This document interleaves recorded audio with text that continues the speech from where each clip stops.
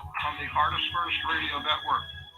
All past broadcasts are available in podcast form. You can pick them up at artistfirst.com. And now here he is, award-winning author, motivational speaker, radio host, and a truly great traveling nurse. It's Mr. Ankit Shukla. Hey, thank you, Z-Man, and thank you, Artist First Radio. Welcome back, ladies and gentlemen, to another episode of Live Better Daily, where we discuss living the better life. I'm your host, Ankit Shukla, yes, author and motivational speaker, and in my everyday life, a traveling nurse. Things have been, pretty crazy over the last year or more, but we're plugging along, getting better. I've been, I don't really advertise what I'm doing in my personal life, but for those of you who care, I did get vaccinated. I'm not, promoting them or denying them in any way. But that's just the path I chose to go down. You guys can choose your particular paths, but yes, I've been fully vaccinated and I'm happy about that. So, life will hopefully move on and be spectacular again. Well, it is spectacular just in different ways, but nonetheless, on Live Better Daily, we discuss a lot of fun things. We talk about living the better life. I wrote my first book, Don't Live the Good Life, Live the Better Life, back in 2013. The ideas of which are the basis of this very show. Don't Live the Good Life, Live the Better Life is available on Amazon.com or directly through the publisher at xlibris.com. That's xlibris.com. Now, what does it mean to live the better life? It means always going for good and not it means not settling for good and always going for better. It means always trying to improve your life in some way, shape, or form. Good enough is not good enough. Always live the better life. Now, on Live Better Daily, not only do we discuss living the better life, but we interview guests who, I believe, exemplify the idea of living the better life, and this week is no different. However, before we continue, I just want to remind everyone that everyone has a book inside of them. We all have a story to tell. If you've always wanted to write a book but don't have the time or desire to do so, then consider hiring a ghostwriter. With a ghostwriter, the ideas are still yours. They are just written and articulated by someone else, generally a professional writer. For more information about ghostwriting or any other questions at all, please contact me via my website, which is ankitshukla.org. That's ANKITSHUKLA.org. Now, I also want to give a huge shout out to some friends of mine through a streaming service called Mogul TV. For those of you who have not checked out Mogul TV yet, definitely do so. It's a small-time streaming service that's growing by the day. I think they're close to 1 million subscribers at this point. And you can download the app. It's called MOBFI-TV, Mogul TV, and they have a lot of great content on there, including some of my podcasts. So definitely check them out. They're great friends of the show, and we're happy to be partnered up with them. Now, as I mentioned before, we have a very special guest for today. And I'm actually really excited to have this guest on because I just want to give you a little bit of a background story for myself. When I was a kid, I think I was probably around 14 or 15, I was suffering from really bad back pain. And from what I remember, I think a lot of the traditional doctors, traditional medicine practitioners were looking at medicines, pain meds, or surgery, or other various procedures. One thing led to another. I'm not exactly sure how this happened, but my parents took me to a chiropractor, and a couple of good sessions with the chiropractor, some adjustments, some exercises, so on and so forth. Man, and I was feeling great. And and ever since then, I've always had good experiences with chiropractors, and I've been in love with the field ever since. And man, it was. I know other people may not share my view, but I'm hoping that what we do today will at least educate a lot of people and perhaps change people's minds, or at least get them thinking, open their minds a little bit. That's what life is all about, is, opening your mind and maybe learning new things that you did not know or were closed off to. But nonetheless, I'm really excited to have my guest today, who is himself a chiropractor, also an author and an entrepreneur, and truly a believer and promoter of self-healing, believing that the body has the ability to heal itself given the chance, and I believe the same thing. But I would really like to introduce Dr. Christian Nelson, calling all the way from Texas. Dr. Nelson, how are you, my friend? I am doing fantastic. Thank you. It's an honor to be on the show. Thank you so much for having me. Of course. I mean, it's great to be able to talk to you, and it seems like you have a really great practice out there in North Texas. And hopefully, if people are in that area, by the time if they really enjoy what you have to say, hopefully they'll seek you out and kind of give you a shot whether they love chiropractics or have been ambivalent to it, whatever the case. I hope they come and check you out at some point. Yeah, I hope they do, because actually, probably about a third to a half of my patients are actually people who have had a bad experience with chiropractic, and a lot of people have never been to a chiropractor before, and they also make up a large part of my patient base. And it's just I'd credit that to the way I run my office and the way that I aim to communicate to help people understand that this is, like you said, this is for self-healing, to help them heal. I don't take the credit for that. I facilitate healing. I don't do the healing. Huh.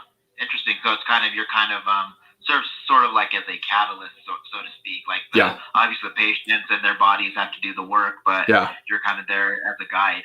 That's brilliant. I don't think I could say it better. Catalyst is pretty much perfect.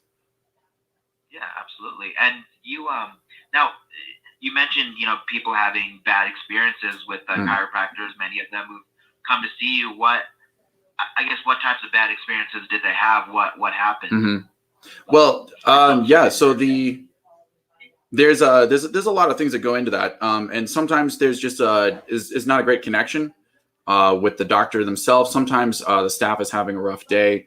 Sometimes there's usually it comes down to a miscommunication, and almost always about finances, unfortunately. So that ends up coloring their care. It ends up coloring their experience at the office and all of that stuff. So typically it's something like that ends up happening. And it's not that the doctor was unskilled or that people were unfriendly. There's usually simply a misunderstanding. Interesting. Oh, so it wasn't like they were adjusted improperly or got injured. It was no. It was just some other type, maybe like a customer service style experience. That's the vast majority of it. Yeah. I am very blessed to be in a field of doctors who, like chiropractors across the board, make very good diagnosticians because of our training and our schooling. We can talk about that a little bit more later if you want, but I don't want to dive too deeply into that. But yeah, I've got a lot of awesome peers, and sometimes it's just like I'm not the right fit for somebody. And I know that. And so I try and let people know, like, hey, I might not be the right fit for you. And sometimes people come to me who other doctors were not the right fit for them, or they helped them like most of the way, but they weren't able to resolve things fully. And then those things resolve fully in my office or something like that. So it's kind of like just a lot of personality clashes. We're all people, we're humans. We get along with some people, others we don't. So was it kind of situations like that? There's definitely that. And then there's, I mean, heck, let's just dive right in. So for chiropractors, there's not a hospital system or anything like that to step into. Job opportunities for chiropractors tend to be rather slim. The amount of entrepreneurial training that we get, just standard, is not a lot. Most doctors actually don't get a lot of entrepreneurial training. And because of that, business systems in chiropractic offices or individual offices or chains can be, I don't know, everybody's reinventing the wheel, and they find something that works for them for the short term, and then they try and hire somebody into that, and it ends up just not working quite so well. So because of that, a lot of chiropractors, I think, feel like they have to start their own practice in order to have a good shot at life and at business. And then they're in the same position as their predecessors were. Because of that, business systems don't really have a chance to develop very cleanly. They're not very well. Everybody's kind of trying to do it. They're trying to reinvent the wheel, basically. And at that point, you end up with some things that are just a little hinky.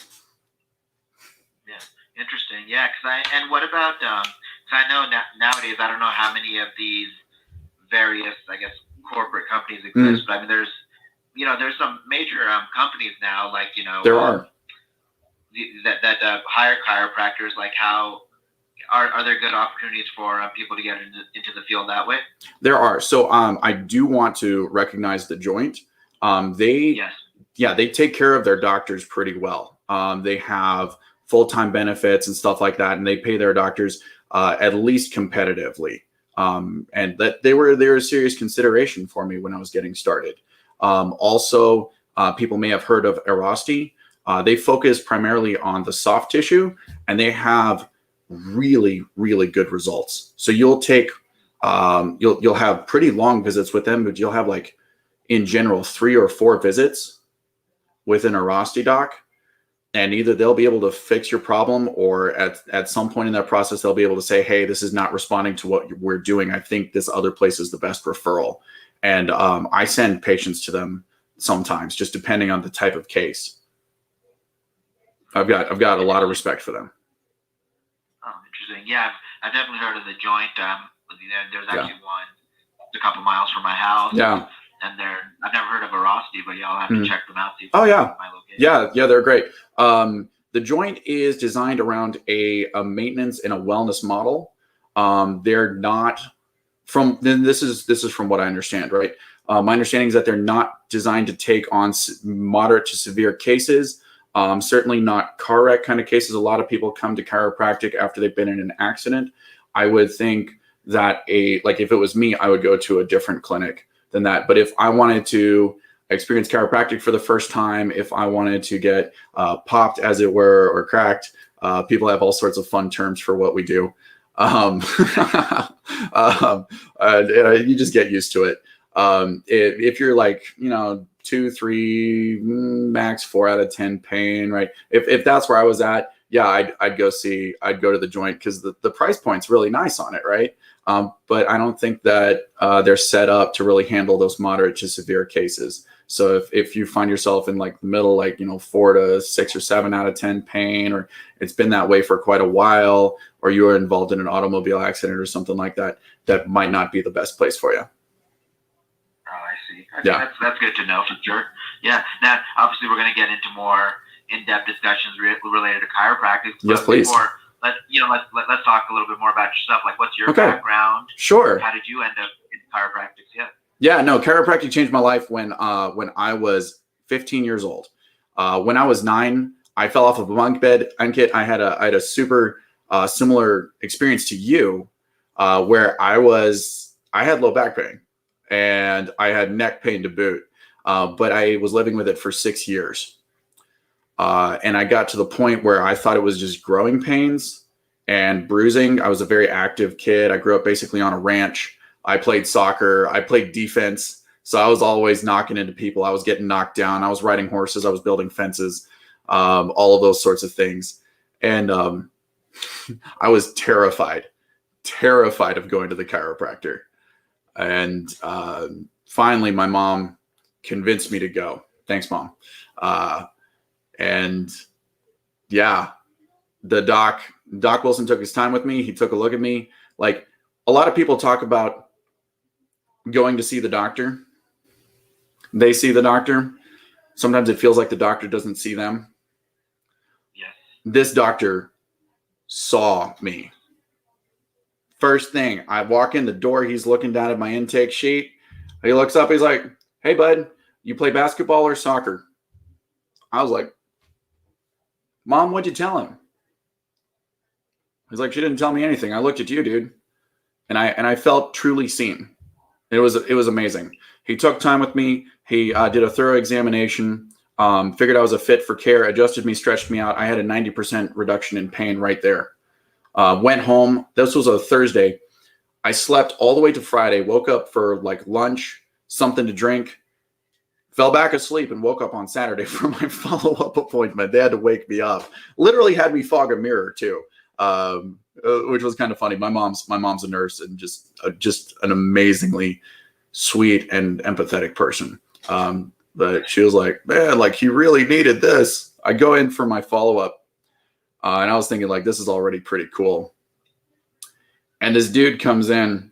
He's in a wheelchair. He's in so much pain.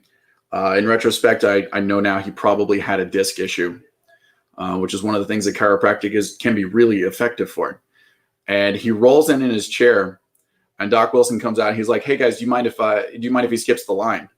We're like, "No, go ahead. We're good."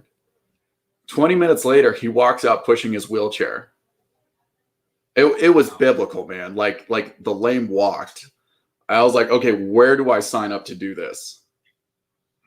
And that right there, those first and second visits right there just set my trajectory. And I ended up taking a bunch of chiropractors to lunch and deciding that this is what I wanted to do. I always knew I wanted to be a doctor, but that iced it for me, man. So 13 years ago, I set my sights on becoming a chiropractor. And 2 years and a month, I graduated on a Saturday, started into practice on a Monday. It's like, let's go.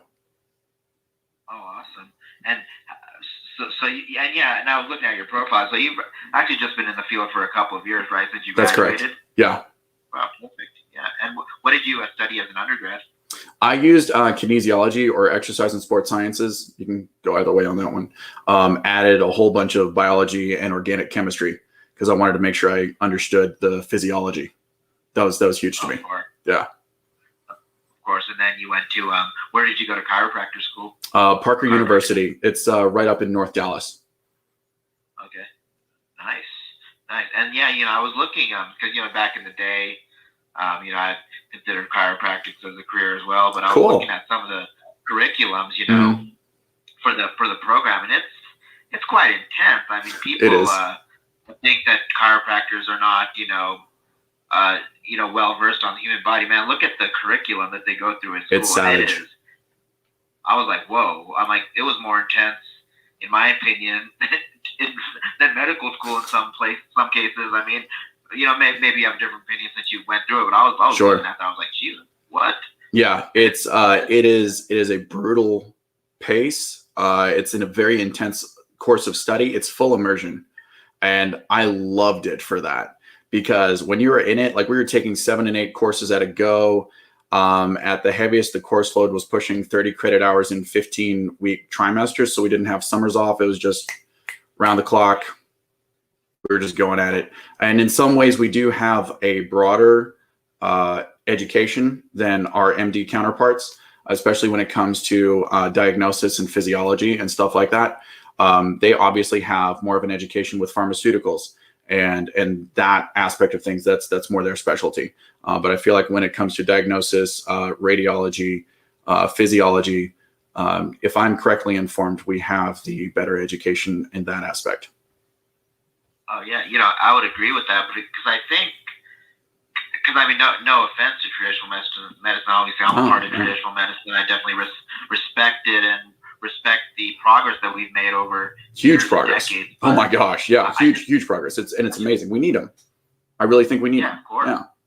Yes, and I just feel that, I don't know, as a chiropractor or maybe like a field similar to it, like naturopathic medicine, maybe, like I just feel like they're doing a lot more digging and trying to solve a puzzle of why someone's going through major back pain rather than, they're trying to fix the problem, I guess. So I guess I don't know how to speak it, but it's they're trying to fix the foundation rather than just the end result, if you know what I mean. Mm-hmm. Yeah, that's the idea. Is it's a first principles kind of process that I try to approach things as. I think that's part of what sets me apart, because a lot of healthcare these days, and this goes across disciplines, right? Tends to be symptom focused. Yes. And I think that a lot of practitioners, and I'm excited to be helping lead the charge on this, are switching to a function focus. And when you focus on function, the symptoms will go away. If you're functioning optimally, you can't be having symptoms.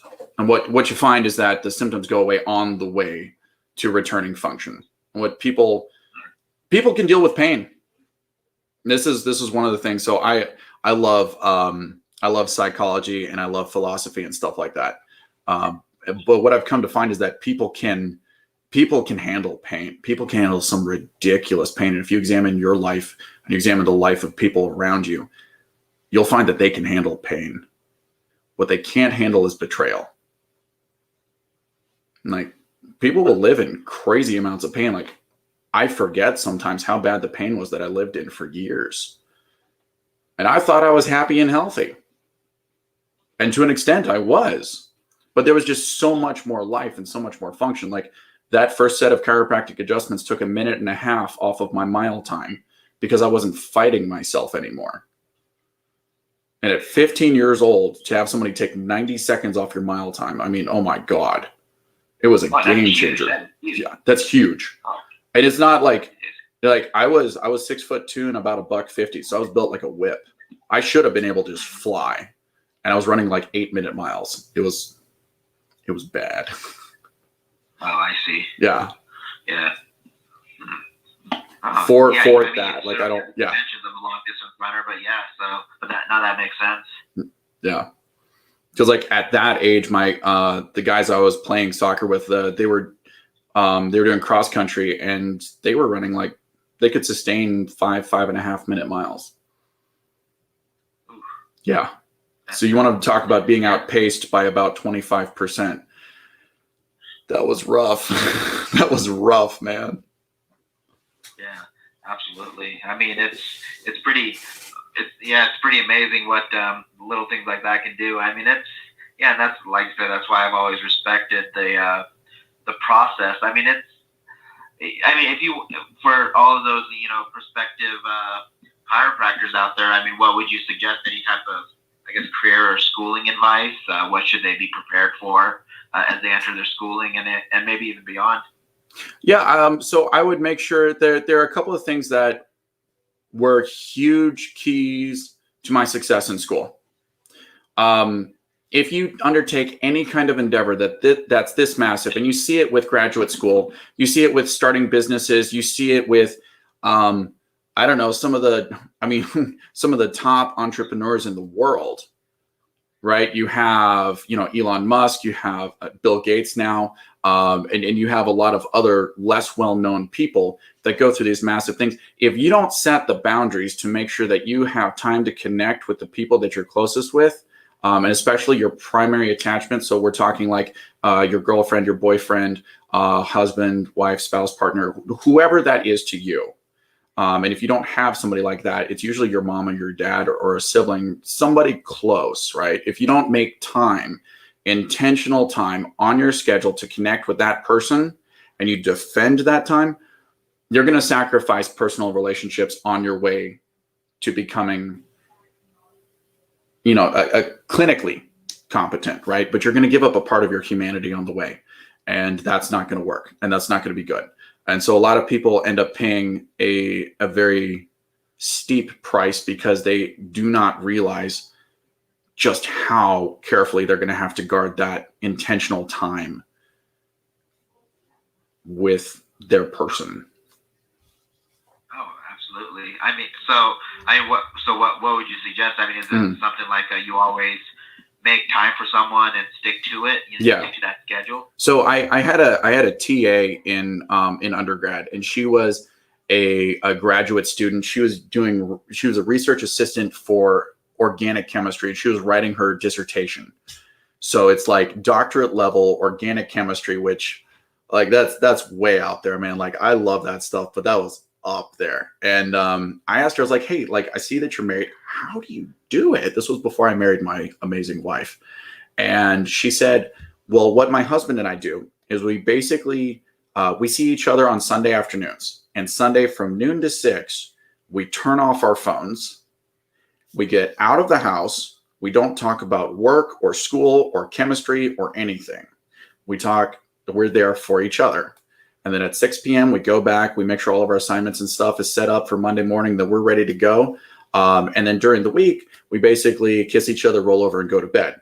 And that's life right now. And we know that we can get it through this squeeze point right here of effort. And we know whenever things are tough, all I got to do is make it to Sunday afternoon, and we'll be good. And so those were very, very wise words, and they helped me a lot.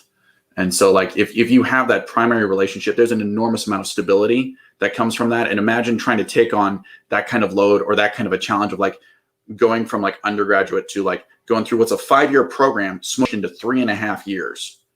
It's worth it to do it faster, by the way. It's just a savage pace. Just be ready for it. It's a gut check. Totally worth it.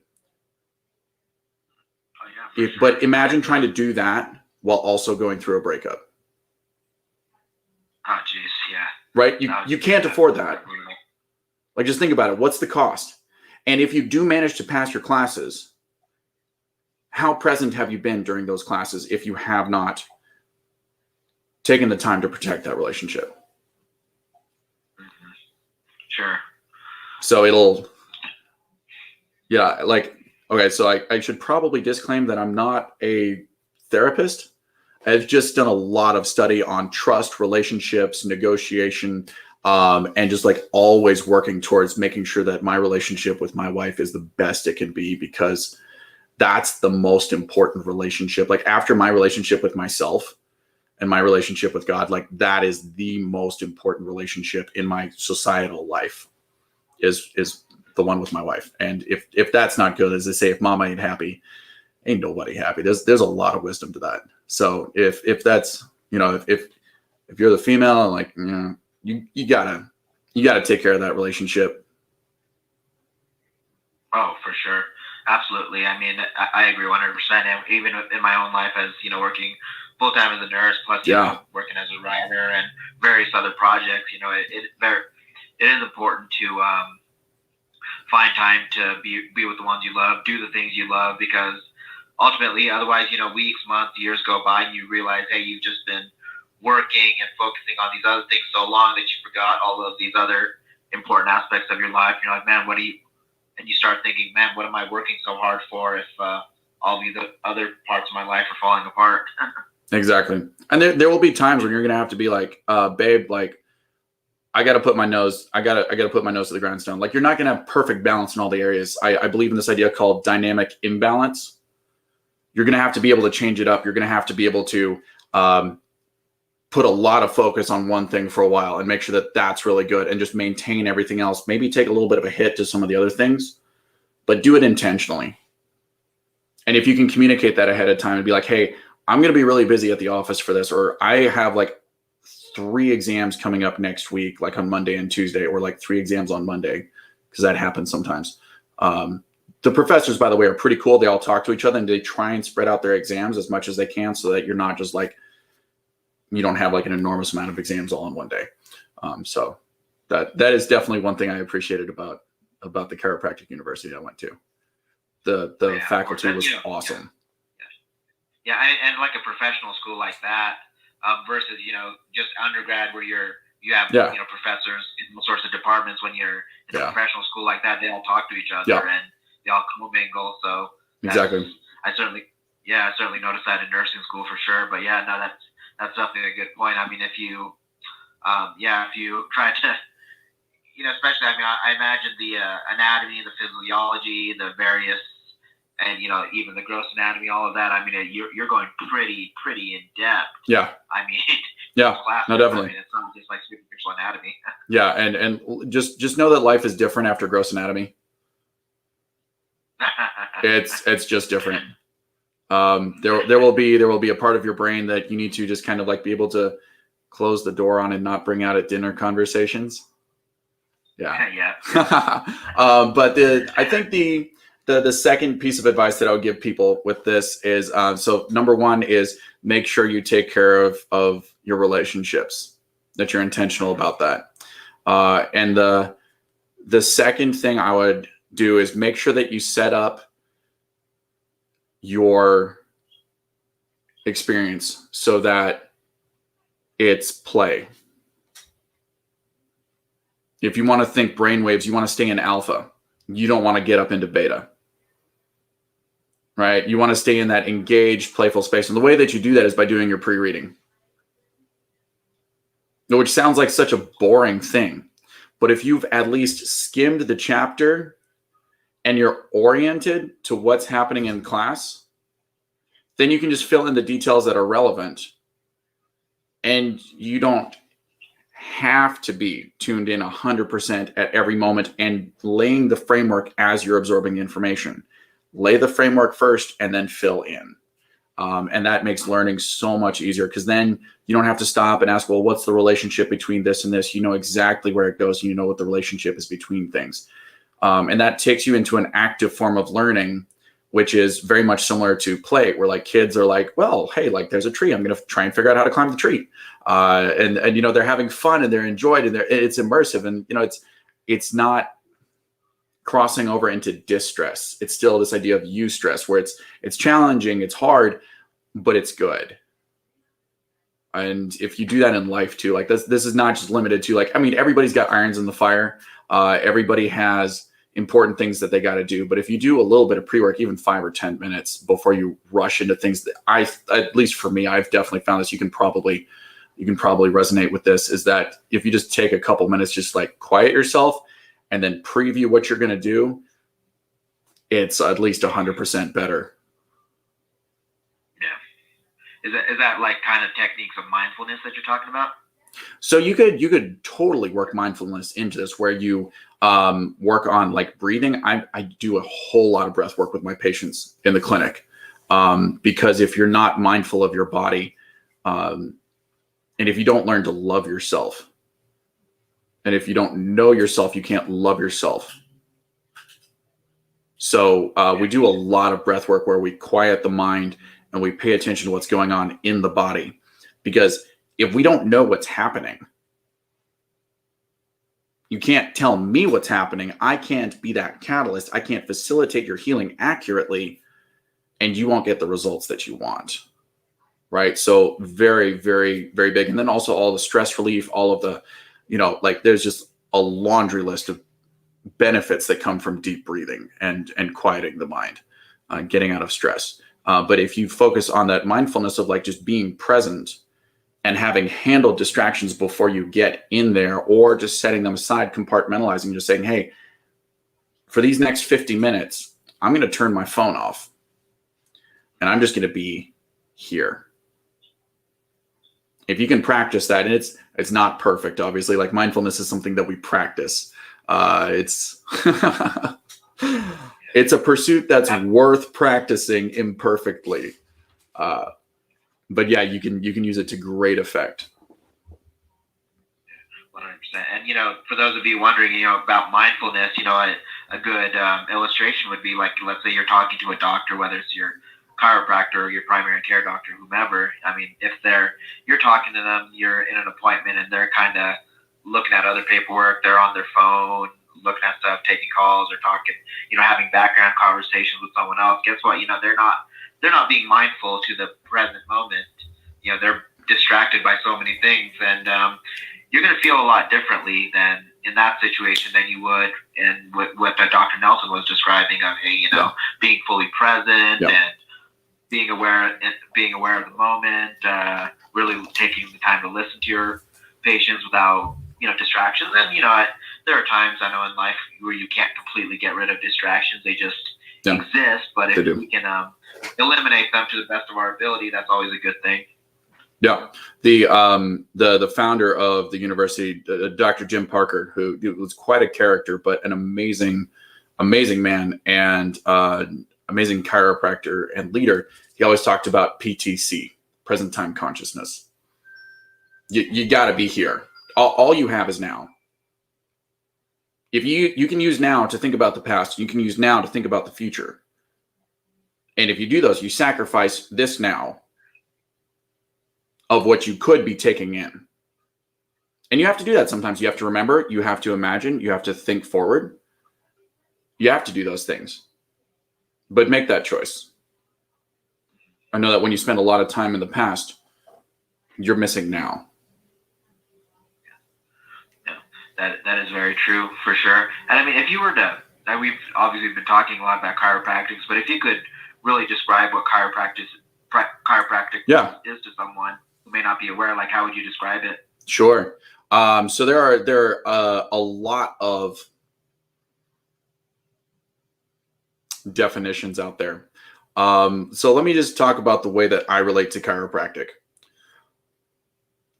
Chiropractic is combination art and science of facilitating healing by working with through the spine and the skeleton, the musculoskeletal system, we interact actually with the nervous system, which is the master system of the body.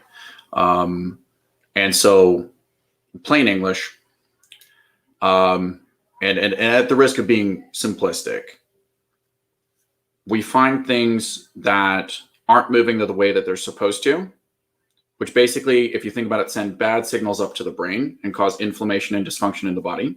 We find those problems. We set them aright through various methods. There are an amazing breadth and variety of chiropractic methods, which are all incredibly effective. And so we take something that's not working and we help your body make it work, either through, most people are used to getting the neck popped or their low back cracked or whatever. Like I said, people have terms for what we do. It's kind of fun. And then it's often provided with some supportive therapies. So like myofascial therapy or electrotherapy, ice, heat, those sorts of things are all tremendously supportive of that, primarily working with the spine to affect the nervous system. And when you do that, when you change somebody's body, you change their brain. And when you change their brain, you change their life. So it's not uncommon for people who are getting adjusted to realize that stress in other areas of their life goes away, that normal healing is restored, and other things that were unrelated to the things that brought them in start going away, that they start having less stress. They see themselves better. They have better posture. They carry themselves differently. They are more confident. They gain relationships, money, influence. Their whole life improves. It's almost like it's all connected. Cheeky, I know. Sure. Yeah. So, yeah. Does that answer your question? Yeah, of course. And some sessions with a chiropractor, where you're really getting some good healing practices in. Yeah. Really making, I guess the best, initiating your own body to do its own healing. Yes. That it just sounds so much better than having to take so many different pills every morning or throughout the day. I'm not saying yes. Those are never useful. No. You need medicine sometimes. There's a right time and a wrong time to be in my office. Yeah. And to that point, I think, and this is something where I think people do get, chiropractors have been taught by different business coaches of differing quality sometimes. And some of the recommendations that people get from their chiropractor, they're like, well, the gentleman said I needed to come back and see him, so and so many times for the year. And it's a large number. And I'm looking at that. I'm like, okay, you could benefit from it. But was the doctor clear on what you're getting for it? All right. Because you can achieve different things through chiropractic. You can do pain relief, you can do prevention, or you can do performance optimizing. That's, I think, where the three areas where you could break down chiropractic care. And so I just hope that the doctor is clear with them. And so usually what will happen is I'll just help that doctor out and be like, okay, so what was probably going on?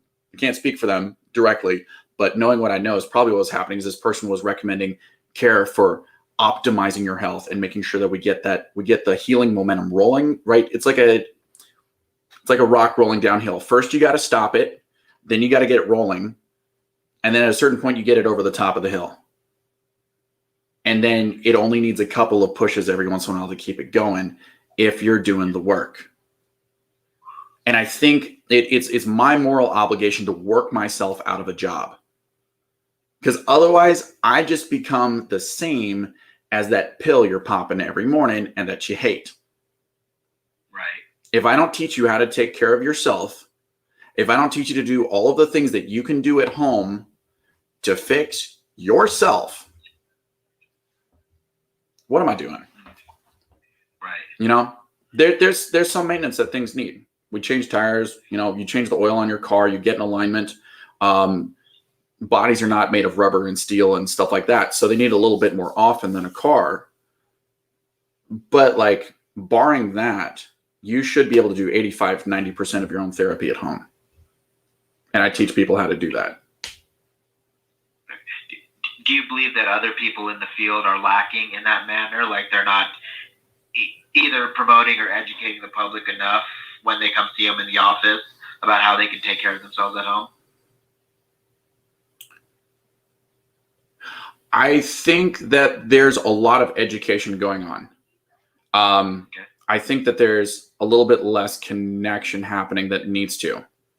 So for instance, I do less education than probably most chiropractors out there, and I have 5, 6, 10 times more compliance from my patients than I've seen in any of the other chiropractic offices that I've had the honor to either like work in, intern in, shadow in, and stuff like that. I have an incredible compliance rate for people at home. Part of it is because I tell them, hey, I'm happy to work on you, but if you don't do your homework, you're going to be on my table a lot more.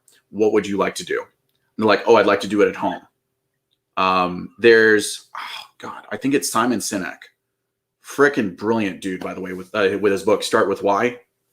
But he talks about yes means nothing without how. I think he's got a YouTube video on that. We'll try and link that. Yes means nothing without how. Yes, I would love to work on myself. I'd love to do my homework, doctor. What do I have to do? And a lot of patients, what ends up being the most relatable experience is they end up with a booklet of exercises which they have to do every day. And it's like 40 or 45 minutes of stretches and exercises. And trying to fit that into your day is quite a tour de force. Some people have the discipline and they have the habits and the support at home to do it. A lot of people do not. And so this is why I do a lot less education. I hand people, this is my lacrosse ball. I had to like write all of my nicknames on this, and I call it Post Malone. So I can't give it away. Like it's mine because I have to do my own self-care, right? You got to take your own medicine. Physician, heal thyself, right? Sure. So this is my lacrosse ball. I send one of these with all of my patients, and I teach them how to use it to work out trigger points, knots, tighten tenderness, spots in the muscles to really be able to maintain their adjustments and keep problems from getting out of control before they can come in to see me. So they get better results faster, seeing me less often, and they keep their results longer. It's a $3 ball. Oh, wow. Right? And when I tell people, it's like, I'm only going to give you one stretch. You only get to have one stretch at a time, one exercise, right? It's the one thing. It's the priority rule. Stephen Covey, keeping the main thing, right? It's, grew up listening to him. My mom and dad put me on an amazing track of self-development. So what I do is I tell people, okay, your one thing, 5 minutes a day, once a day, every day, twice a day if you want to get better faster. Try and trigger that. I want to give them internal motivation. I make sure they know how to use it in the office. I have them release a couple of trigger points on the spot, which we should talk about trigger points. We should really talk about trigger points. Because, oh my gosh, they will wreck your life, and you can fix most of them at home. Yeah, while we're on the topic, let's go ahead and talk about them. Sure. What exactly are they? Yeah, let me wrap this up real quick, and then let's talk about trigger points. So what I'll do is I'll tell people, all right, here's this one thing, 5 minutes a day, every day, twice a day if you want to get better faster. So they have a minimum, and they have I can get better faster. And they do. And they'll knock out 5 trigger points a day for 7 days. They'll come see me a week later, like, I feel so much lighter. My shoulders are back here. My head is up. Look what I can do with my shoulder. I specialize in neck and shoulder problems, by the way, which are a lot of soft tissue issues. And it's just one of the most exciting things because now they've realized that they have the means, they have the time, and they have the know-how to heal themselves. And so they have the how. Yeah, we understand why they want to get better, which is an important thing that a lot of doctors don't take the time to figure out. Why does this person want to get better? What actually do they want? Because they came to me for a specific thing. I try and understand what that thing is and then offer them that instead of here's the ideal care for your body. And if you don't get this, like you're hurting yourself. People know that, man. People drink diet sodas. People drink soda. People eat fast food. They know. Right? What brought them in? That's the thing that they want fixed. That's what I focus on. And it makes a huge, huge difference. And then on the way, I'll be like, hey, would you like to consider something like this? And they either say yes or no, and then we go down that track or not. But it's all up to them. Let's talk about trigger points real quick. Yes. Yes. All right. So trigger points are basically a spot in your muscle that is so freaking tight it cuts off its own blood flow. It can be caused by stress, trauma, repetitive motion, and it can refer pain. So like one of the most common ones is right up here in your superior trap, right here, in your trapezius muscle. There's let me see if I can get a good angle on the camera right here. There we go. There's one right here.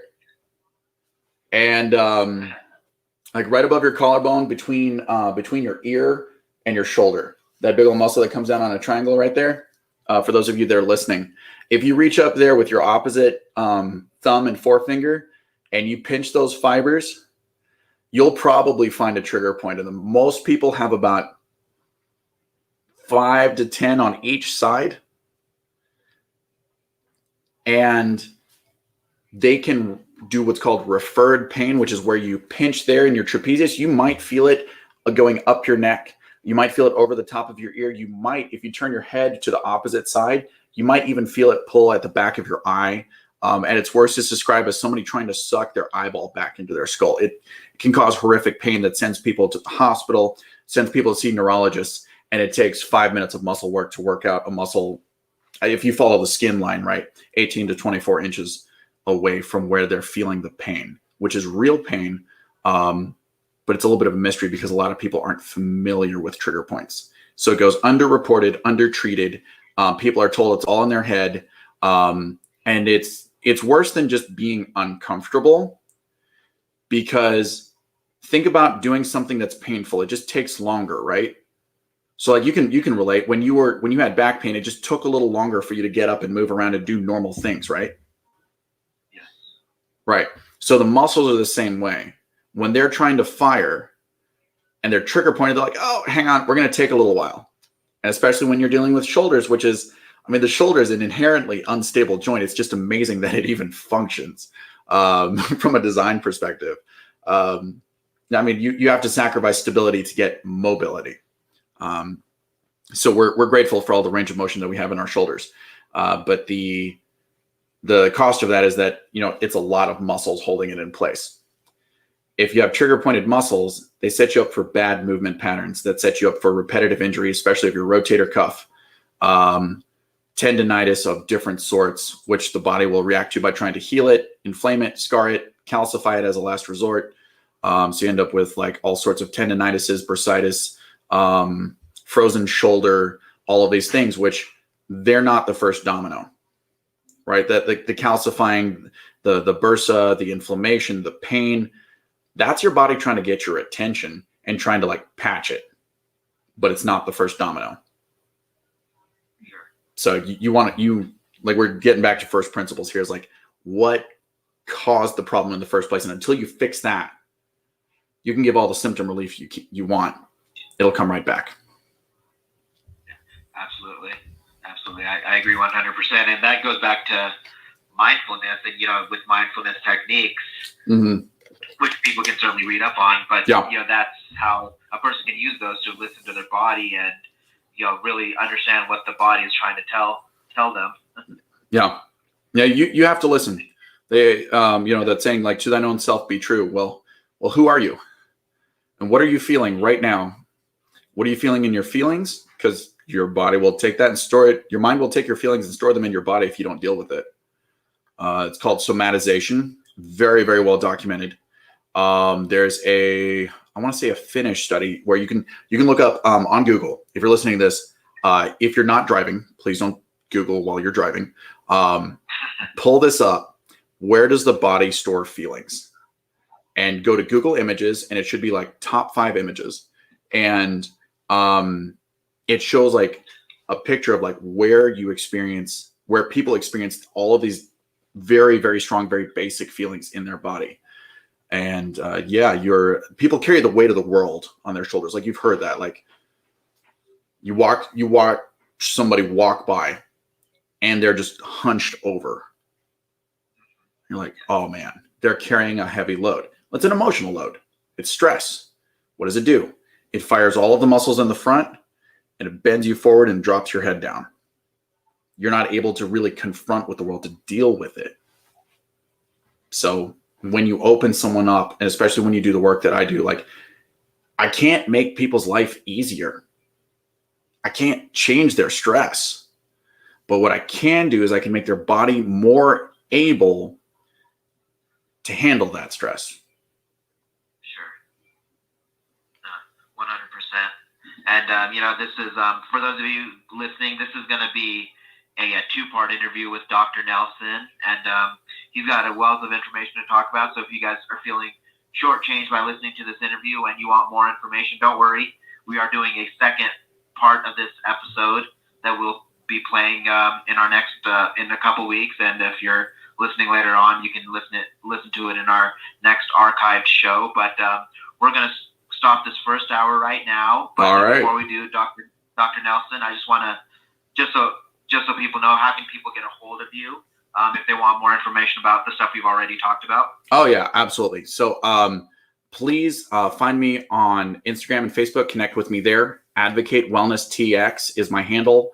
Advocate Wellness is the practice because I believe in advocating for wellness. And then TX, like the great state of Texas. Welcome to the Republic if you're not here.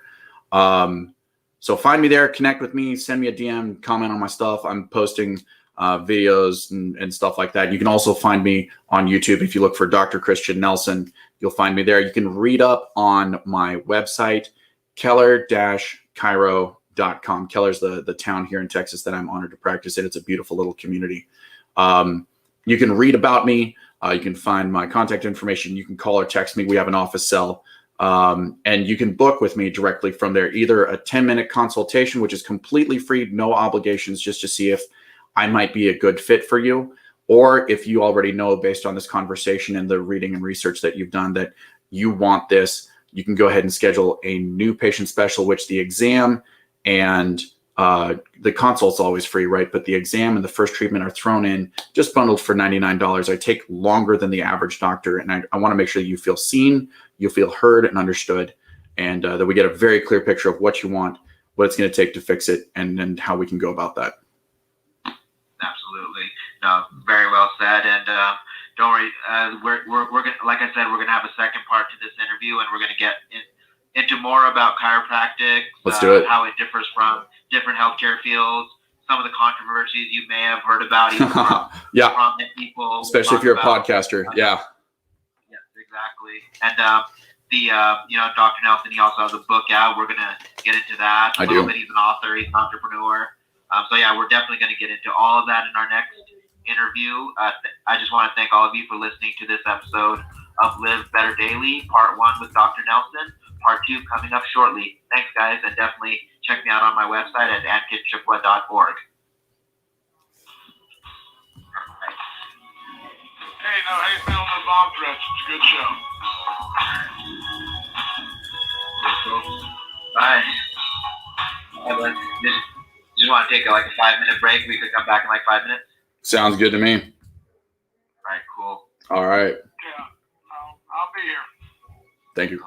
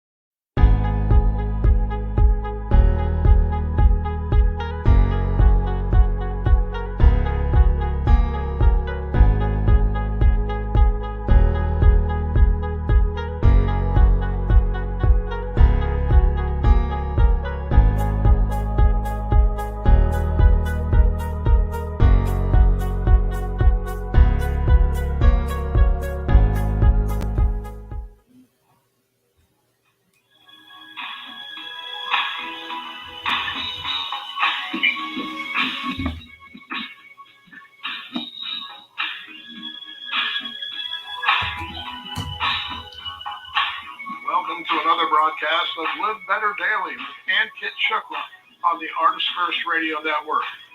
All past shows are available in podcast form. Pick them up at artistfirst.com. And now here he is, award-winning author, motivational speaker, radio show host, and a truly great traveling nurse, Mr. Ankit Shukla. Hey, thank you, Z-Man, and thank you, Artist First Radio.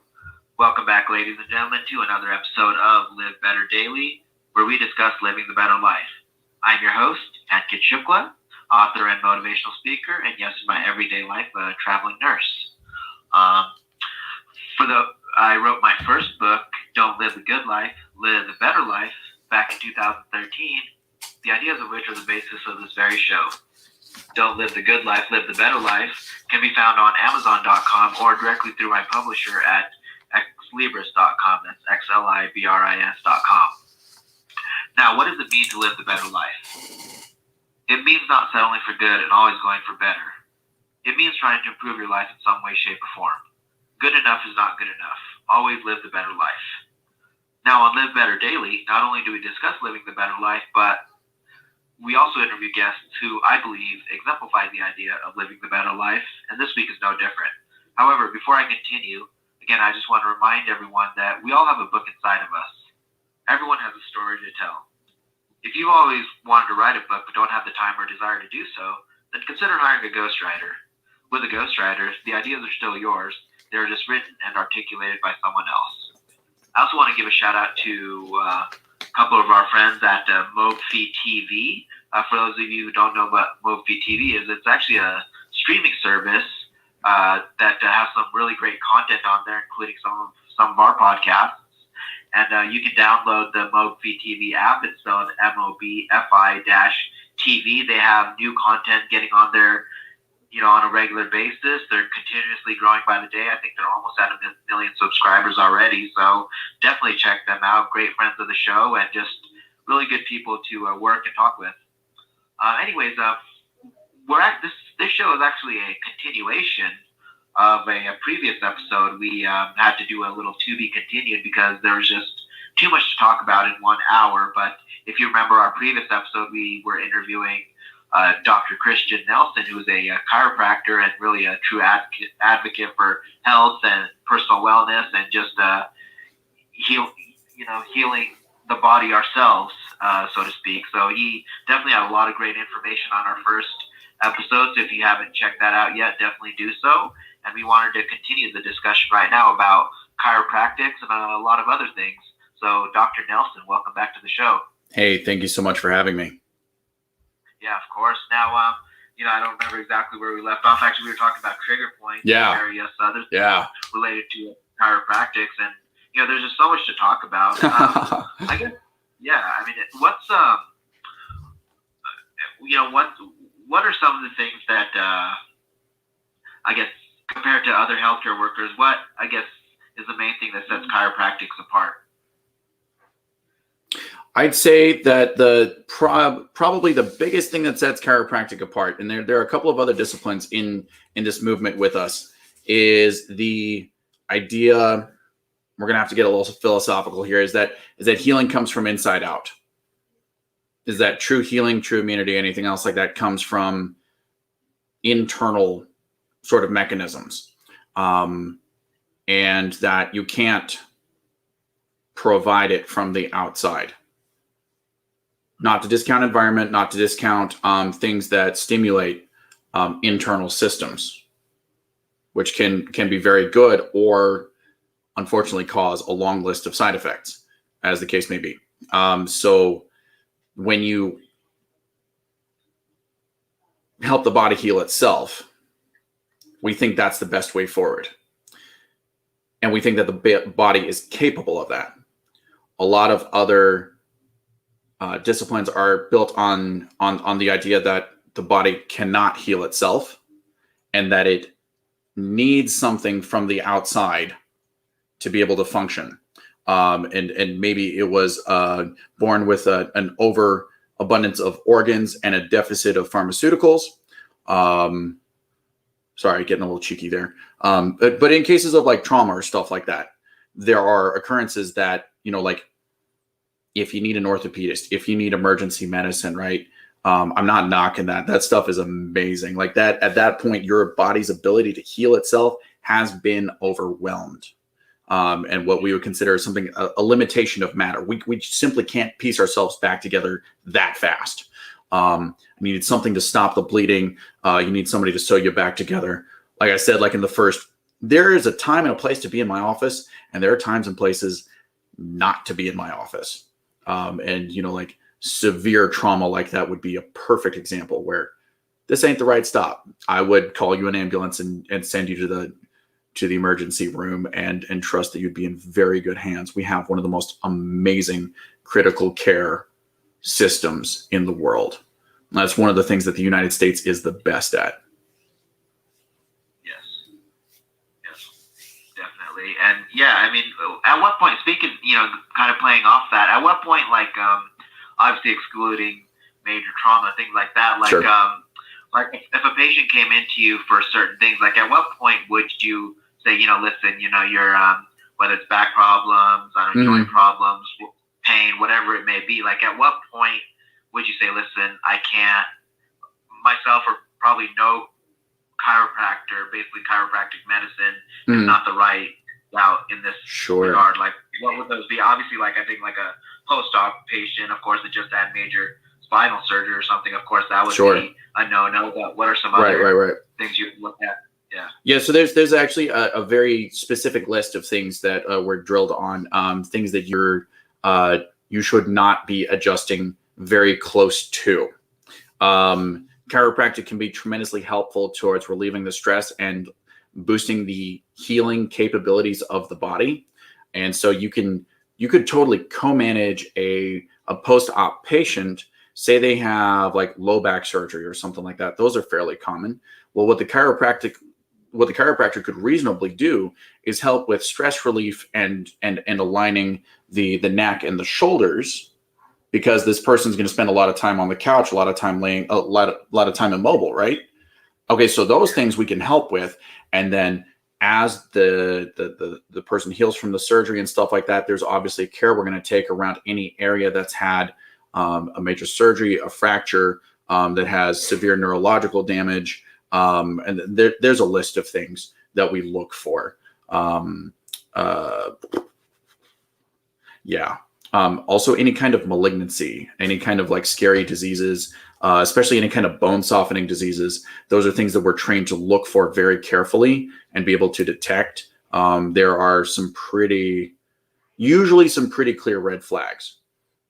So those are things that we're taught to look for and screen out and be able to say, you know what, I hate to tell you this, but I really feel like we need to send you for an MRI, and I'm going to give you a referral to an oncologist. Hopefully I'm completely wrong, and this has just been a stressful week and a scary week, and you get the good news that nothing is wrong, but I need to follow up on this suspicion, and that would be the reasonable thing to do. So if we get that SNR feeling, that something's not right feeling, the prudent thing is to refer out, and we can co-manage. We can work around areas. Even post-surgery, once things have healed, there are very gentle ways to help reduce inflammation in that area. Things that we can do either through a very gentle adjustment, either delivered with an instrument or something like that, which is shown at least from clinical evidence and from patient testimonials, has proven to be very safe and very helpful for people. So we'll do like above and below that area, because those tend to be, if I'm just going to keep going here, like if you have like a fusion or something like that, the joints right above it and right below it are going to end up being super stressed. And so if we adjust, if we check and adjust those if necessary, people get a lot of relief from that they often can't get from a pharmaceutical source. Yeah, no, absolutely. And that's all very interesting. Yeah, I would have never thought about that you can actually, I guess not, well, in a way, it kind of could help someone get diagnosed with a major chronic illness like cancer, because some symptoms that you see, that's definitely very intriguing for sure. Yeah, and the crazy thing is we treat we see people for headaches, back pain, bone pain, muscle pain, and you know, like sometimes people walk in with neurological problems of various sorts. So we end up having to be very skilled diagnosticians to be able to determine, is this cancer? Is this a primary neurological disease that has secondary musculoskeletal effects? So we could like co-manage that with a neurologist or something like that. You know, just depending on the severity, the type, whatever's going on, what we're offering. Because if we're offering, you know, nutritional supplementation for wellness, it's fair game, right? But if we're talking about adjusting and the person has a bone softening disease, that would not be the best idea, right? So again, that's where the breadth of our education and our diagnostic abilities really comes in handy. If I remember correctly, there was a competition between a bunch of MDs and a bunch of DCs, and they were a little upset because we beat them. We were more correct across the board. It wasn't a huge margin, but this is, again, if I remember correctly, and it's been a little while, so it probably should be redone. I think it's a healthy competition. Yeah. You know, it's funny you mentioned that, because a chiropractor that I think I saw about a year ago in California, he was kind of talking about that, and I don't know if it's the same competition, but it was actually telling me about a competition between, I think, third-year chiropractor students and then third-year like orthopedists, like third-year orthopedic residents. I don't know exactly what time frame they were in, but he was telling me about that, and actually, like, well, he kind of put it a lot more aggressive than you did. He said, yeah, the DCs, the chiropractic students, or the chiropractors basically blew the MDs out of the water. That's the way he put it. We're good at what we do. Yeah, and then you have different, you know, obviously, like, you know, depending on the number of students that you survey, you could have a subset of particularly bright students, or if they know the challenge is coming, you know, they're brushing up for it. So, you know, that could color the results a little bit, but across the board, like, I'm very proud to be a chiropractor. And I think, in the first, episode, we were talking about some of the challenges that chiropractors face. And I don't think that clinical efficacy is one of them. I think clear communication is probably where our biggest challenge is. Explaining what we do, we're being accepted as mainstream now, which is really exciting. And still, you try and talk to people about, like, well, you just talk to someone on the street, is like, well, what does a chiropractor do? And they're like, oh yeah, I mean, like, they just crack spines, right? You know, and like, you tell that to somebody else, it's like, hey, would you like to get your spine cracked? It's like, why? No. Right? No, like, that doesn't sound enticing at all. And yet we live in a society where people know that, or they've been taught that it is good for them to go sit in an office and spend a large amount of money ahead of time on insurance to cover copay for a visit, most of which will be denied by the insurance company, to see a doctor for a couple of minutes who's running around with his hair on fire, depending on how the practice is set up, to go fill a prescription for a company that paid for the doctor's education on how to prescribe the medication for their condition. There's this whole rigmarole, which people have been very well trained for how to step into and how to go with this, right? You look at modern healthcare in the United States, and it's a little bit of a cluster in certain areas. Like I mentioned, like emergency medicine and stuff like that. Oh man, like, this is amazing. This is the best place I want to be in cases of, like, just massive acute trauma. I want to be in this country. It's really great. For our management of minor ills, for our management of lifestyle, yeah, we're sucking. No, we're sucking it. Well, it's bad, man. It's bad. You take a look at the obesity rates. You take a look at nutritional deficiencies. You take a look at the fact that the DOD has said it's a crisis of health because as a nation, we are unfit to go to war. As a nation, we are too fat to go to war. I believe that, yeah. It's you know, like the idea, coming back to this idea of, like, you know, the health comes from within. You can't bring it from the outside. No amount of supplements can replace exercise. No amount of supplements can replace water or getting sunshine or sleeping. You can try and do without sleep. Energy drinks, caffeine, like, oh my God. A lot of people are on Adderall. And for the people that need it, it can be life-changing, right? So not knocking that, psychiatric help is a big deal. And I really like that that's up and coming. I think that mental health is really stepping into its own as we're moving forward. I'm really excited for that. I don't know if you follow Dan Amen. He's an MD who takes really a very practical approach to things. And he's figured out that basically nobody in psychiatry takes imaging of the brain. I don't know if you've seen any of his images. Amen Clinics. I think it's amenclinics.com. I want to say, let me see if I can pull this up here. But if you want to just like have your mind blown as far as like, let's see, did I have the right URL? It is amenclinics.com. So if you pull that up, let me put that in a little banner right here. What they do is they actually take imaging of the brain with a special kind of scan, which I don't want to get too detailed on. And they can notice blood flow changes to the different parts of the brain, depending on different conditions. And then they know based off of the research how different medications, supplements, therapies will affect different areas of the brain. And so they'll calm down the hyperactive ones, pick up the different ones. And what you'll find is that they talk about there's like several different types of, there's like 7 different types of major depression, multiple types of stress and anxiety. Hyperactivity comes in multiple different forms as far as like where in the brain, and with black box labels on a lot of drugs, not just for psychiatric, but especially psychiatric medicines. If you just, you're basically playing roulette with your patient's brain if you don't do the imaging.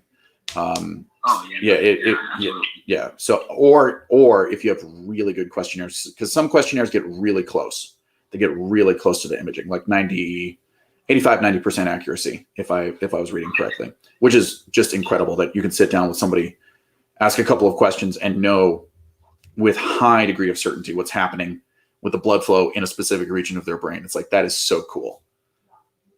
So. Yeah, absolutely. No, mental health. I'm just like you. I'm really glad that it's been being taken a lot more seriously. I hear a lot of people nowadays say, oh, decades ago we didn't have all this ADHD and mental illness stuff. Like, well, you also had a lot of people suffering in silence. So yes, guess what? Yeah, there was being made. There was a lack of awareness. There was a lack of diagnosis. There was a lot of suck it up. There was also a lot more playing outside. There was a lot less having to sit still for 8 hours a day, and expecting, especially boys, which have an abundance of energy and adrenaline naturally, and it's good and it's right. It's normal with a capital N. That like means something in physiology, right? That it's normal for them to have all of that energy. And when you can't get it out, you're going to get fidgety. And then if you want to suppress the fidgeting, you can either send them out to play for upwards of an hour a day, bare minimum hour a day, or probably more like 3, right, is what they need to be able to hold still. Or you can medicate them to hold still. And there's a cost and a benefit to both, right? So you have to make your choices. I think that's probably the biggest thing that I stand for, is that people have to make their choices for themselves. And I hope to help you make an informed decision. Yeah. I wanted to ask you, because you were talking about diagnostics that a lot of that was it Dr. Amen? Amen. Like how you end a prayer. Amen. He jokes he could have never become a priest. Dr. Amen, it's obviously a good sense of humor, but using MRIs, which a lot of, unfortunately, clinicians similar to him don't use. But I know chiropractors are trained to read, X-rays. Are you guys also trained to read MRIs? We do. And see something like that? Yes, sir. For a lot of the things that we take a look at, X-ray is no longer the best imagery. The ability of a CT, it used to be CT wasn't even as detailed as an MR, and now both of the clarity on them are just incredible. Also, they've become more available, more mainstream. there's a couple of 3 Tesla machines within a stone's throw of my office. And, people can walk in for a cash rate of like, depending on the special they're running, between $250 and $400 and walk out 20 minutes later with a disc. And I get a report within 24 hours that says, hey, this is what's going on this exact level. It takes a look at structure and soft tissue, which is X-ray is excellent for structure. It comes with its limitations, especially around fractures and that sort of thing, where there's a delay for you actually to be able to see some of them. But MRIs can pick up the swelling, the change, especially like if you have, it's called bone marrow edema, where you have swelling actually deep inside of the bone. And that tips you off that there's something going on there that's not right. And you can see that immediately on an MRI. And so when you take a look at the cost differential, you take a look at the benefits, you take a look at the ability to see structure and soft tissue. And especially like I was saying, when you're looking at shoulders, I like to be able to see tendons, ligaments, muscles, insertion points, bones, see if there's any bone swelling, stuff like that. MRIs tend to be the number one thing that I send out for. Wow, that's amazing. Yeah, and yeah, because I've never, obviously, because I've never needed one. I've never had an MRI done with the chiropractor, but I've had. But no, I'm glad to hear that you guys really, do go in depth with those CT scans and MRIs. Oh, yeah. That's pretty. So yeah, definitely getting very diagnostic with that. And then also, are there ever? I know chiropractors don't prescribe medication. However, are there ever moments where you would, I guess, would you be allowed to schedule an order a patient to get labs because, I don't know, something you saw would make you concerned about something? Sure. And scope of practice varies in the 50 different states, a little bit, right? But ballpark is just like, because I know we're talking to a nationwide audience here. So here in the state of Texas, basically all of the care that we provide has to be related back to the health of the spine in some way, which is not difficult to do because it's like, kind of like this super highway of information that goes to your body. And if anything's wrong in your body, you're going to find a reflection of it in the spine. And if there's something wrong in your spine, you're going to find a reflection of it in the body. It's like the body's talking and listening to itself. Kind of crazy. We do that. I have ordered labs before, depending on what I suspect, and that can help solidify a diagnosis, or it can aid in, you can do it proactively and say, hey, we're going to run a wellness panel to check on all of these different things, and presuming none of them are in a what would call it like pathological range, right? Where it's like it's a defined disease.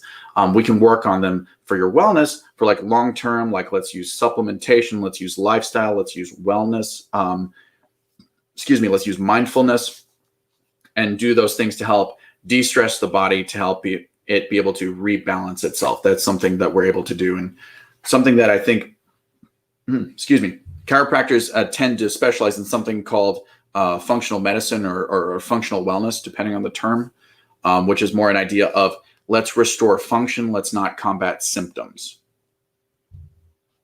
Seems a reasonable thing. Oh yeah, for sure. No, that's really cool that it's just becoming a. I mean, it always has been, but I mean, you guys are doing a lot of well-rounded, clinical work as well. Diagnostics, all that. Are you guys? So can you pretty much diagnose anything, or it has to be some type of diagnosis related to the spine? So we are here in Texas. We're portal of entry, and in all 50 states in the United States, we're portal of entry doctors. So anybody can walk in with absolutely anything. Hence why our diagnostic abilities have to be at that level. Because you take a look at almost any kind of serious illness, you're probably going to have a headache. You're probably going to have some tight and sore muscles to go with it. Like if you have a fever, if you have a stiff neck, if you have a headache, if you're dealing with like temporary blindness, it could be that you have a concussion. It could be that you have a tumor. We have to be able to tell that apart, right? You could have been in an accident, you have whiplash, cool. That's something that we could help take care of. If we're dealing with, something else like more serious, we have to be able to detect it and be able to get you to the correct care provider. So we have people walk in with anything and everything. I've seen people sent to us by, this was an extreme case. I was in a clinic. We had somebody come to us with extreme neck pain, showed up showing clear signs and symptoms of a cervical fracture. sent to us by the emergency room because they said there was nothing wrong with him. So it's an extreme example. This was one case where somebody missed something, right? And it happens, unfortunately, because we're human, and it happens to us too. So I have to own that humbly. But we took one look at him. We're like, all right, we need a lateral x-ray. So we're going to confirm. Took a look at it, and he had what's called a Hangman's fracture, which is a fractured C2, second cervical vertebra right here, right where it that's right where your medulla is, if you're familiar with your spinal cord.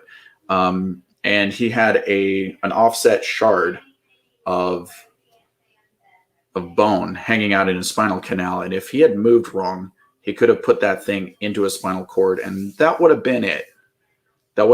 So we sat him down very slowly, very carefully. We put a cervical collar on him. Said, don't move, just breathe. We're getting you an ambulance. You're going right back. Like the crazy stuff like that happens sometimes. Then like I've been in practice, like I didn't even finish my doctorate school. I was interning at a clinic there. And I take a look at him walking in with like his hands around his neck like this. And I was like, that's a rust sign. Like just the way that we're trained. Like I hear my professors still talking in their voices in my head. They're part of my consciousness now, which is a little odd. But I thank them for it when I get a chance. Like, hey, thanks for being part of my consciousness. No, absolutely. No, it's a good thing that he walked into your guys' particular clinic when he did. I mean, you guys probably saved his life, you know? I mean, you did save his life, because who knows what would have happened in the next day or two, right? Yeah. Like he maybe he would have decided not to come see us. He went home, went to sleep, piled up a whole bunch of pillows underneath his neck to try and do things better. And then like your spinal cord is not that hard. You push it up against you flex your head forward, you pull it up against the front of the spinal cord right there. Is like, God knows what would have happened. So we're very excited that he's still here and that we were able to see that and make the right call. Again, walking humbly that everybody makes mistakes. I'm just really glad that we could catch that one. Yeah, absolutely. Now, we've talked about a lot of great things about chiropractors. You know, obviously you love chiropractics. You're in the field. I love chiropractors. I love it very much. Plenty Yeah. of people that don't.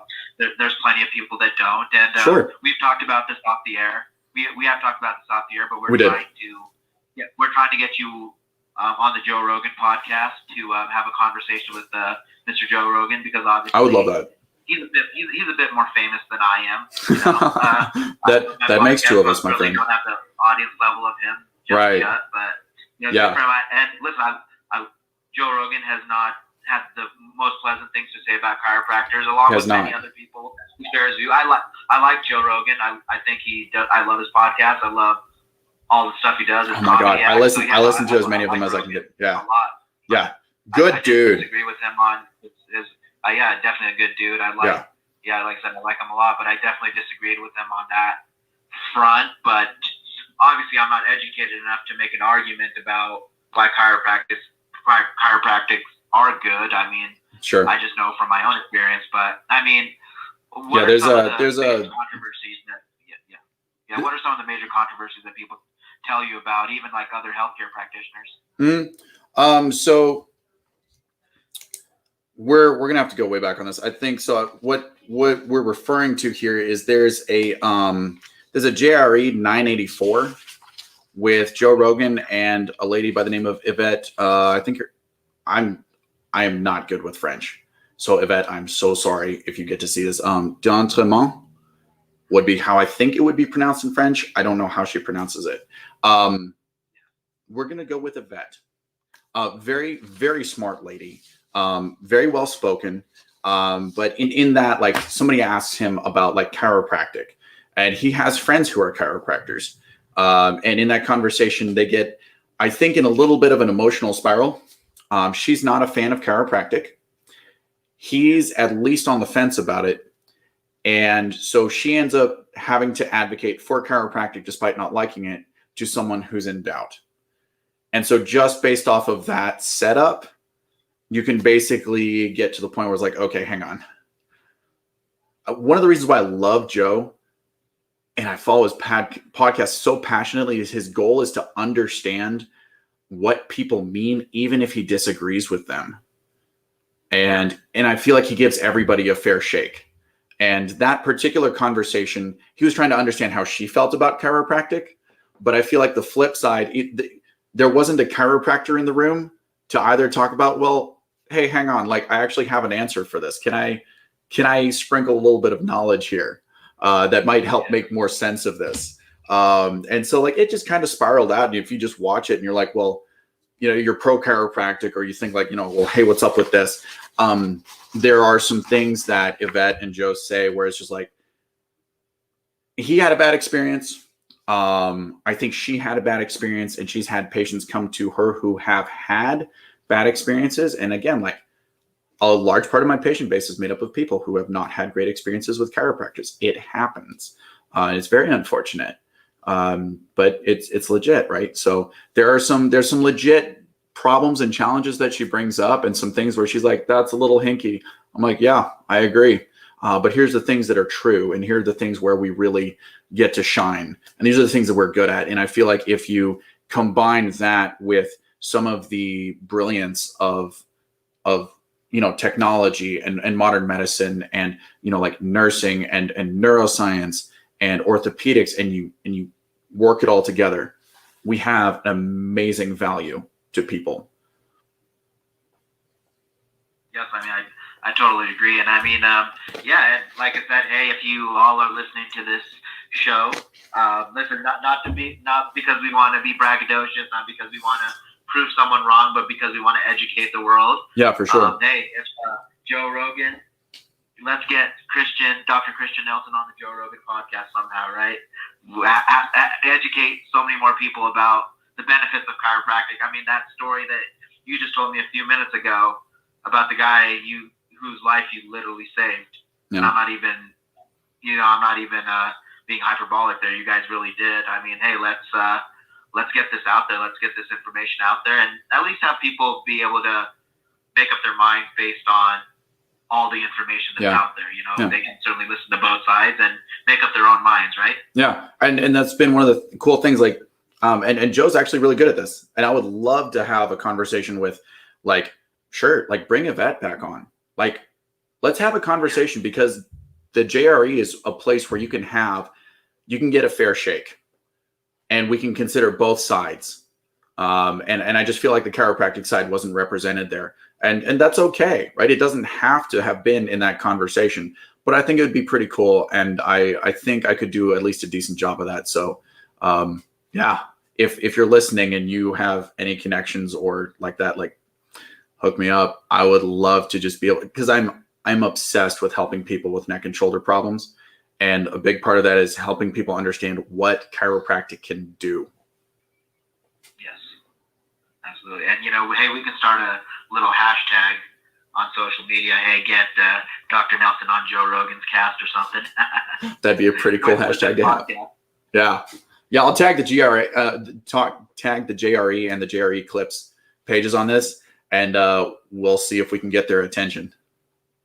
Yeah, absolutely. And, but to always remember, always your first podcast, buddy. When you start doing Joe Rogan or Tim Ferriss or Jocko Willink, all of their podcasts, hey, remember, man, I was always your first. Absolutely, I got you, man. Yeah, and also I wanted to discuss, because listen, I've worked in hospitals for over a decade now, and I've heard other doctors, traditional medical doctors, talk about chiropractics and make some claims, whether I at that time did not know if they were true or not, but certainly I've not heard the best things about chiropractics come from them. I had a neurologist who was educating a lot of patients about chiropractics and saying that, the adjustments that they do and the techniques they perform, they often they cause vertebral arterial tears, things like that. Yep. Okay, I don't know. I've heard that. Actually, any proof of that, but there's definitive proof to the opposite by MRA. Yeah. But so the idea was tearing and positional occlusion of the vertebrobasilar arteries. That's the technical speak for that. So basically, there are arteries that run up your brainstem and that run up on the outside of your neck, and they do a couple of funny turns right here around this first bone, the C1 called Atlas, whatever. I like to keep things in plain English. My wife made me figure out how to do that. She's like, okay, babe, you know all the smart words. Now bring it home, right? What does it mean to people? Okay. So there was a concern that turning your head and extending it to be able to isolate a joint and to be able to gently adjust it would cause a closing or a tearing of these arteries in your neck and around your brainstem. In healthy individuals, this does not happen. And this is, again, where like the doctor has to do a thorough exam. And like this is reasonable. Before you're going to adjust someone, you should examine them thoroughly. This is what I do. I do a level 3 exam in my clinic, which if you're familiar with that, like some days, like I could bill a level 4, which coming from the hospital world, you know what a level 4 MSK, musculoskeletal exam, looks like. It's in depth. So that's how I approach it. You know, other doctors, it's to their clinical reasoning and what they've done in their whole process. But yeah, so they did a whole lot of studies. They took a look at healthy, normal people. They put them through the positions. They put them through adjustments while watching their arteries. And there was not just like, there was definitively no significant collapse of any kind or any kind of shearing forces, any change in flow. They watched it with a Doppler. No. If you have an unhealthy individual, if you have somebody that has a predisposition, if you have somebody who is unhealthy, somebody who has a pathology, something that's seriously, seriously wrong in that area of the body, you're not aware of it, you don't control for it, and you adjust, can you hurt them? Yes. I wish it were not so, but it's true, right? And it has happened in chiropractics. Let me see. I have to do a little bit of arithmetic here. We did 125 years last year of chiropractic being a thing in the United States. So that was very exciting. Yes. But in that time, I think we're held responsible, depending on how you count it, still in the single digits for deaths caused by adjustment, where the doctor was not paying attention. And it's never been in a healthy individual. There's always been an underlying thing that the doctor missed. But we're taking a look at probably 100 million adjustments. So the safety profile on adjustments are incredible. I wish it was 0. This is something that I won't bullshit with people about. It's like, look, it's not 0. But if we do a good exam and you're not dealing with any of these already basically life-threatening issues where I'm going to adjust and I'm very good at looking for them, then your risk is practically 0. Sure. Absolutely. No, that makes a lot of sense. I'm actually glad you brought up that study, especially with the MRAs and everything. Yep. I mean, that makes, because a lot of them, I think they were just kind of going off by maybe what they saw, what they heard, or whatever. But there was actually a propaganda campaign. There's a Supreme Court case against the United States Medical Association. Oh, really? Yes. Which we won on our 3rd appeal. It was a Hail Mary, but we won it. Where we found out and were able to prove that the medical association had formed a board and was trying to contain and eliminate the practice of chiropractic.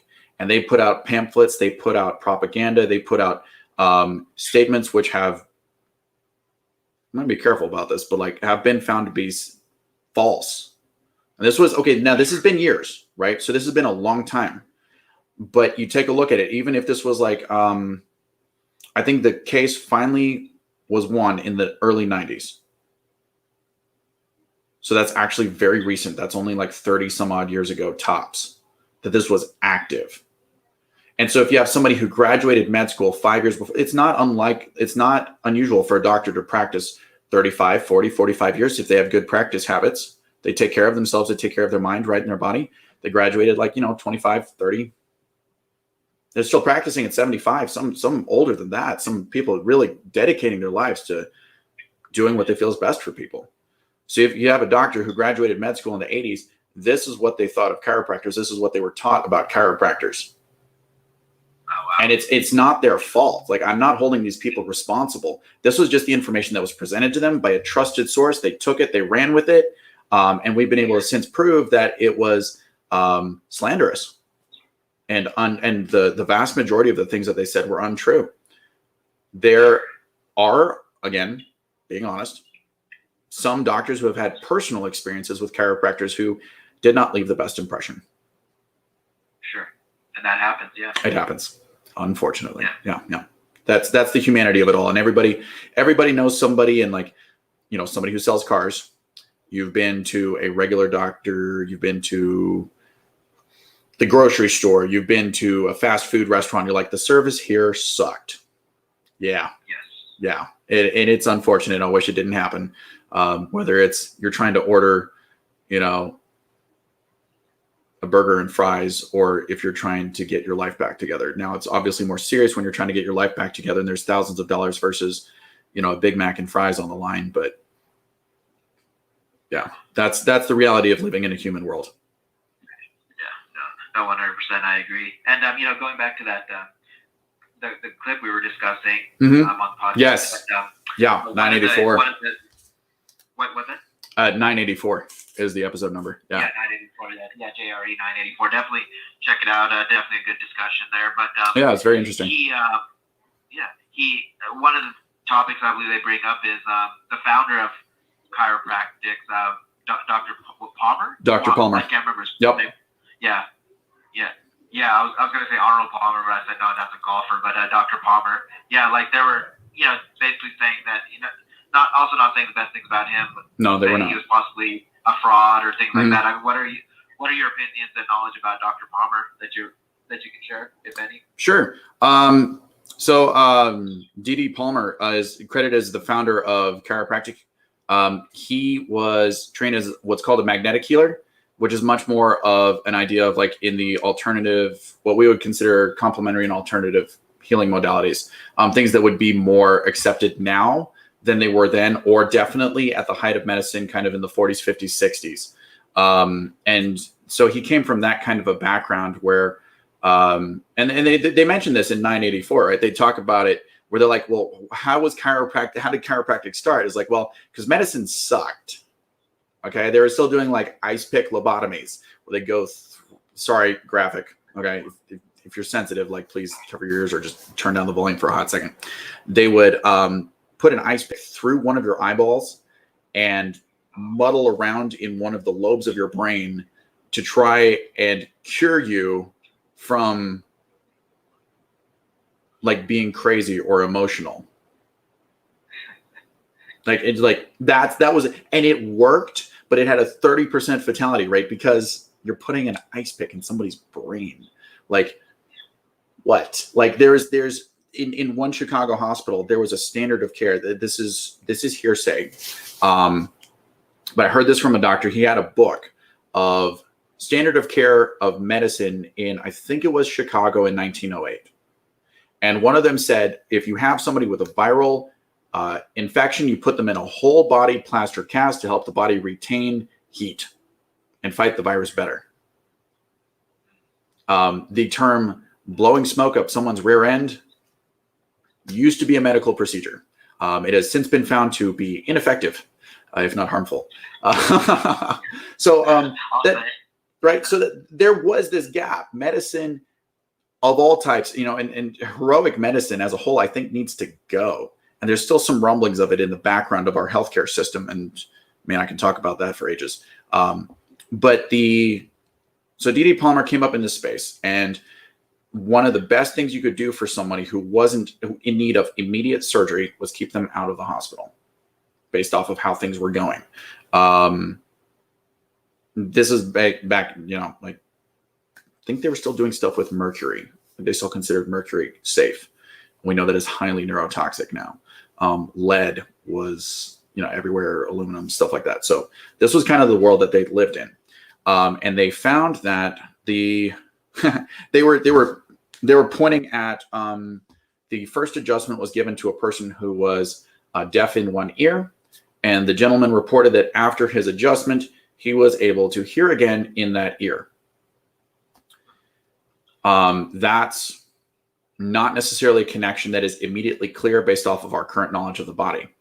However, there's osteopathic research that actually talks about adjusting the thoracic spine, so the middle of your back, starting here and going down to where your ribs end, and seeing improvements in hearing with people.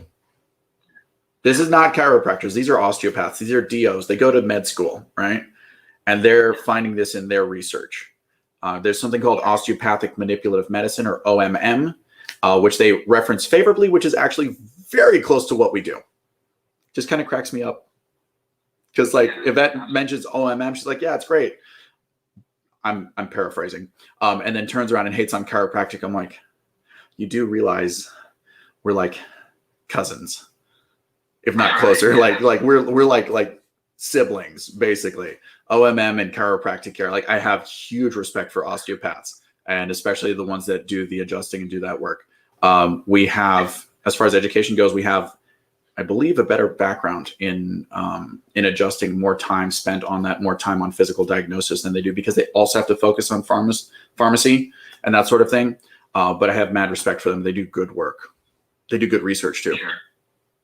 Sure. They do really good research. And one thing, we're down to our last couple of minutes. This has been a great conversation. Thank you. But one of the things I wanted to ask you about was aromatherapy. Yes. If that's also part of your practice. It is. So what I do is I help people with their wellness lifestyle. And one of the things that I found, I was super frustrated when I was going through school, is that the fact that there was not a book talking about the neuroscience of aromatherapy in plain English. And so after my wife talked to me, I wrote it. And because I was newly a father at that point, I decided to make a pun of it, and I called it Making Sense of Aromatherapy. Because you have to have a dad joke in there somewhere. And so in it, I pulled together a whole bunch of research on aromatherapy and how it affects the brain. And there are two major pathways. So it can affect the first cranial nerve, which runs your sense of smell. And then it can go into your body, be absorbed into your bloodstream, and then help from a metabolic perspective as well.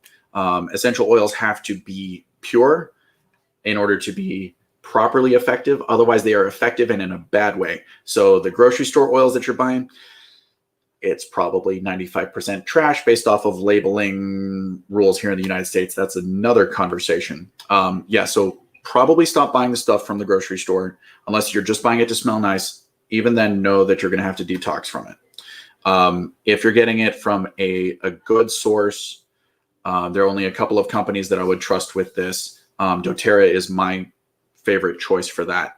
And I do distribute for them. I am a distributor because of the quality of their products and the research that they do and the transparency that they have. So have you ever noticed that when you smell a particular smell, it can take you back in memory to a very specific time in your life? Like if you walk in the door and like you smell cookies, like it's almost like you're transported back to a time, like maybe you're at your grandma's house. Like everybody has something like this. Specific scents affect your brain in beautiful and wonderful ways. And not only do the essential oils help to detoxify the brain, calm the brain, be able to help with focus, energy, and all of those sorts of things. They can also help with like decreasing inflammation and to help stimulate healing in the brain. But they can also help with memory, mood, and all of those sorts of things. And this is something that's been coming to the forefront primarily through research pushed by doTERRA and other pioneers. And then like a lot of other people like Johns Hopkins is picking it up.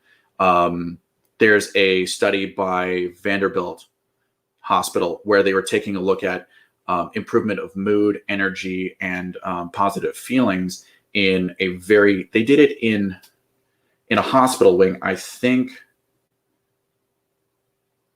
I don't think it was for terminal patients or something like that, but they went into something that was pretty daggum depressing. People didn't see the sun. They worked long hours. They were really stressed, and they just felt like they were more able to handle the stress. The stress hadn't gone down in their job, but they were more able to handle it because of that. And that just is perfectly in line with my mission, where I want to help make you be able to handle your life better. And when you do that, you'll be more resilient. You'll be able to heal better. And you'll be able to heal yourself. Your body knows how to heal itself. Your brain knows how to heal your body.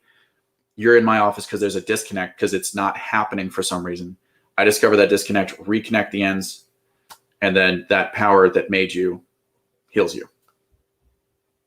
Perfect, man. Not only I think you're doing good work, you're obviously very knowledgeable about all the research and what makes chiropractic such a great field and industry, and how it compares to other healthcare, other industries in the healthcare profession. But no, that's great. It was really, this interview was very informative, and I really learned a lot. I definitely have a lot more respect for chiropractors now than I already did. I was biased anyway, but yeah, I hope people heard these 2 interviews and really got something out of it. Those who are on the fence, I hope you were able to change your mind, or I should say, Dr. Nelson, I hope he was able to change your mind. If not, at least thank you for giving us a shot. Yeah. But Dr. Nelson, thank you for coming on the show. And absolutely. Again, just let everybody know one more time, how can people get a hold of you? Where is your for sure. office located? Absolutely. So I want to reiterate what Ankit said there is like, this might not be for you.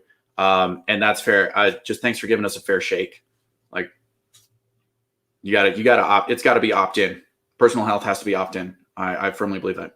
You can follow me on Instagram and Facebook. My handle is @AdvocateWellnessTX, like the state of Texas that I live in.